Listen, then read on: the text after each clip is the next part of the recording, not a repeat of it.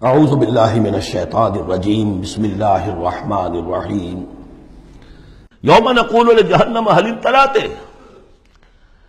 جس دن کہ ہم پوچھیں گے جہنم سے بھائی بھر گئی تو، تیرا پیٹ بھر گیا؟ وتقول هل من مزید، وہ کہیں گے نہیں اور ہے کچھ، مجھے تو ابھی میرے اندر بڑی کشادگی ہے، اور آئیں جنات اور انسان اور مجھے بھرے۔ وَأُزْلِفَتِ الْجَنَّةُ لِلْمُتَّقِينَ غَيْرَ بَعِيدٍ، اور جنت قریب لے آئی جائے گی اہل تقویٰ کے، جو ان سے دور نہیں ہوگی۔ هَذَا مَا تُوعَدُونَ، اب ان سے کہا جائے گا یہ ہے جس کا وعدہ آپ لوگوں سے کیا گیا تھا۔ لِكُلِّ أَوَّابٍ حَفِيظٍ، ہر اس شخص کے لیے جو اللہ کی طرف رجوع کرنے والا ہو اور حفاظت کرنے والا ہو۔ حفاظت کس کی؟ جو امانت ہم نے دی تھی۔ إِنَّ عَرَضْنَا الْأَمَانَةَ عَلَى السَّمَاوَاتِ وَالْأَرْضِ وَالْجِبَالِ فَأَبَيْنَ أَن يَحْمِلْنَهَا وَأَشْفَقْنَ مِنْهَا وَحَمَلَهَا الْإِنسَانُ، ہم نے اپنی روح پھونکی تھی تم میں، تم نے اس کا حق ادا کیا، اس کو محفوظ رکھا، اسے سلیم رکھا۔ إِلَّا مَنْ أَتَى اللَّهَ بِقَلْبٍ سَلِيمٍ، تو وہ جو انہوں نے حفاظت کی ہے۔ مَنْ خَشِيَ الرَّحْمَنَ بِالْغَيْبِ، جو ڈرتے رہے رحمان سے غیب میں ہونے کے باوجود، بن دیکھے۔ وَجَاءَ بِقَلْبٍ مُنِيبٍ، اور لے کر آئے ہیں وہ قلب سلیم، قلب منیب، اللہ کی جو امانت تھی اسے پوری سلامتی کے ساتھ، حفاظت کے ساتھ رکھ کر لوٹا رہے ہیں۔ ادخلوها بسلام، داخل ہو جاؤ اس جنت میں سلامتی کے ساتھ۔ ذالک یوم الخلود، اب یہ دن ہے ہمیشہ رہنے والا، اب تمہیں یہاں جنت سے نکلنے والا مرحلہ کوئی نہیں آئے گا۔ لہم ما یشاؤون فیہا ولدینا مزید، ان کے لیے وہ سب کچھ تو ہے ہی کہ جو وہ چاہیں گے، اور ہمارے پاس اور بہت کچھ ہے۔ وہ اور بہت کچھ کیا کچھ ہے؟ تین درجے سمجھیے قرآن مجید میں مختلف مقامات پر جنت کے۔ ایک تو جو کچھ نفس انسانی میں داعیات ہیں خود اللہ نے رکھے ہیں، ان سب کی بھرپور تسکین کا سامان، یہ تو نمبر ایک ہے، پہلے ہی سے موجود ہوگا۔ نمبر دو، ہر شخص اپنی ذہنی سطح کے مطابق جو مانگے، یہ مختلف ہوں گی۔ کسی دیہاتی کی اپنی ذہنی سطح ہے، وہ کیا مانگے گا، اور کسی عالم اور فاضل کی اپنی ذہنی سطح ہے، کوئی فلسفی جو ہے وہ کچھ اور مانگے گا۔ کچھ لوگ ہوں گے کہ جو کچھ نہیں چاہیں گے سوائے اللہ کی ذات کے، جیسے کہ رابعہ بصریہ کا قول آتا ہے، ایک یوں سمجھیے کہ ایک جس جذب کے عالم میں کہ ایک روز نکلی ہے گھر سے، ایک ہاتھ میں ایک لوٹے میں پانی تھا اور ایک ہاتھ میں ایک قندیل، مشعل، کہ رابعہ کہاں چلی؟ کہ میں اس مشعل سے تو جنت کو جلانا چاہتی ہوں، اور یہ لوٹے میں پانی ہے، اس سے میں دوزخ کو بجھانا چاہتی ہوں، تاکہ لوگ دوزخ کے ڈر اور جنت کے لالچ میں اللہ کو نہ چاہیں، اللہ کو اللہ کے لیے چاہیں۔ ایسے بھی ہوتے جو آیا نا، یریدون وجہہ، انہیں اللہ کی رضا کے سوا، اس کے چہرے کے سوا کچھ نہیں چاہیے، یریدون وجہہ، تو وہ لوگ بھی ہوں گے۔ پھر وہ تیسری چیز ہے جو اللہ نے فرمایا کہ پھر ہم وہ کچھ بھی دیں گے، ما لا عین رأت، یہ حدیث کے الفاظ ہیں لیکن قرآن میں سورہ سجدہ میں آ چکا ہے۔ فلا تعلم، کوئی شخص نہیں جانتا، فلا تعلم نفس ما اخفی لهم من قرۃ اعین، آنکھوں کی جو ٹھنڈک کا سامان ہم نے فراہم کیا ہوا ہے۔ لهم ما یشاؤون فیہا ولدینا مزید، وکم اہلکنا قبلہم من قرن هم اشد منہم بطشا فنقبوا فی البلاد، کتنی ہی قوموں کو ہم نے اس سے پہلے ہلاک کیا ہے جو ان سے کہیں بڑھ کر تھیں اپنی قوت میں، پکڑ میں، اور وہ گھس گئے تھے ملکوں میں، ایک کے بعد دوسرا فتح، دوسرے کے بعد تیسرا فتح، لقب لگاتے چلے گئے ایک ملک کے بعد دوسرے میں۔ حل من محیص، لیکن جب ان پر اللہ کی پکڑ آئی، وہی کہ جو ملک پر ملک فتح کرتے جا رہے تھے، علاقے پر علاقے زیر نگی کرتے جا رہے تھے، پھر ان کو بھاگنے کی کوئی جگہ نہیں ملی۔ ان فی ذلک لذکریٰ لمن کان لہ قلب، یہ بہت بہت اہم مقام ہے قرآن کا۔ اس میں یاد دہانی ہے کس کے لیے؟ دو طرح کے لوگوں کے لیے۔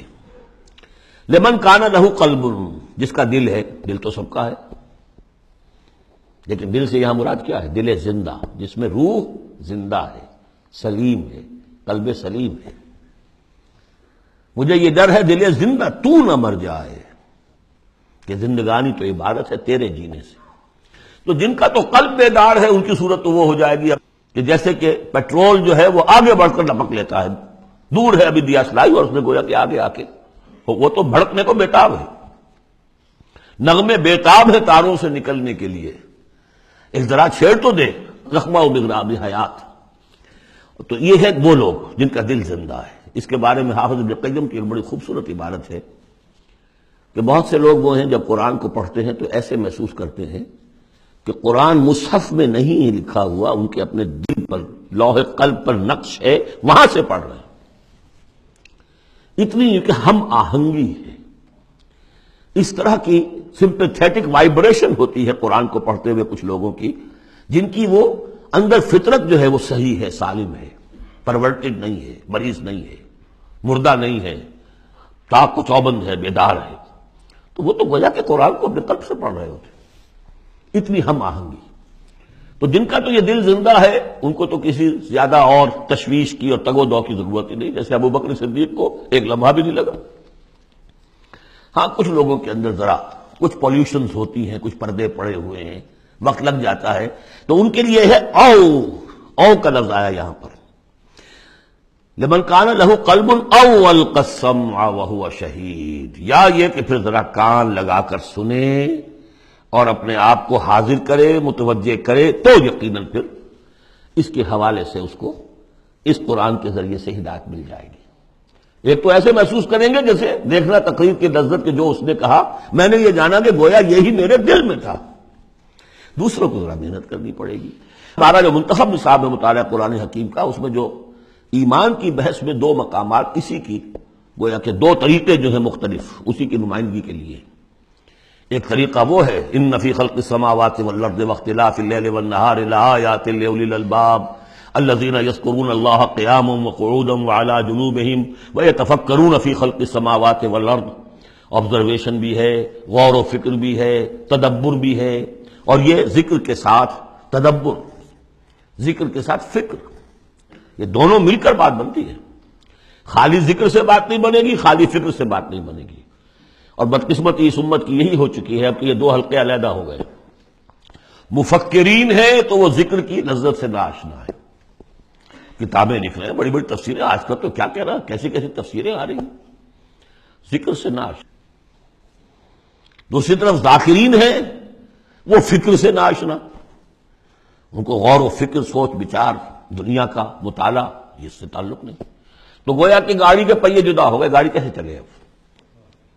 یہ دونوں ہیں، ان دونوں کے اندر فقر قرآن امتزاج ذکر و فکر، علامہ اقبال کہتا ہے جزب قرآن زیزمی روباہی است، فقر قرآن اصل شہنشاہی است۔ قرآن کے سوا اگر کوئی شعر بھی بن گیا تو کیا ہے، وہ لومڑی کی طرح ہوگا، کچھ نہیں ہوگا۔ اور فقر قرآن اصل شہنشاہی است، جس کو فقر قرآنی مل گیا، شہنشاہ تو وہ ہے۔ لیکن فقر قرآن کیا ہے؟ فقر قرآن ارتباط یا امتزاج ذکر و فکر، دو چیزیں جب ذکر و فکر مل جاتی ہیں۔ فکر را کامل نہ دیدم جز بذکر، فکر کبھی کامل نہیں ہوگا جب تک کہ ذکر ساتھ ہو۔ یہ ایک طریقہ تو یہ ہے جو سورہ آل عمران والے اس آخری حصے میں آیا۔ ایک طریقہ وہ ہے قلب کو صاف کر لیجئے، اس کی کدورتیں دور کر لیجئے، اس کے آئینے میں قرآن خود بخود منعکس ہو جائے گا اور اس کو جگمگا دے گا۔ یہ ہے جو آیات نور کے اندر ہے، نور علی نور، نور فطرت اور نور وحی مل کر نور ایمان کی تکمیل کرتے ہیں۔ ان فی ذلک لذکری لمن کان لہ قلب او القی السمع وہو شہید۔ عام طور پر لوگوں نے اس او کو واو بنا دیا ہے، اس لیے کہ اس گہرائی میں جا کر ان دو چیزوں کا علیحدہ، یہ دو اپروچز مختلف ہیں، اس کو سمجھا نہیں تو اس کو کہا کہ او جو ہے یہاں واو کے معنی میں اور نہیں، او ہے یہ۔ صدق اللہ العظیم۔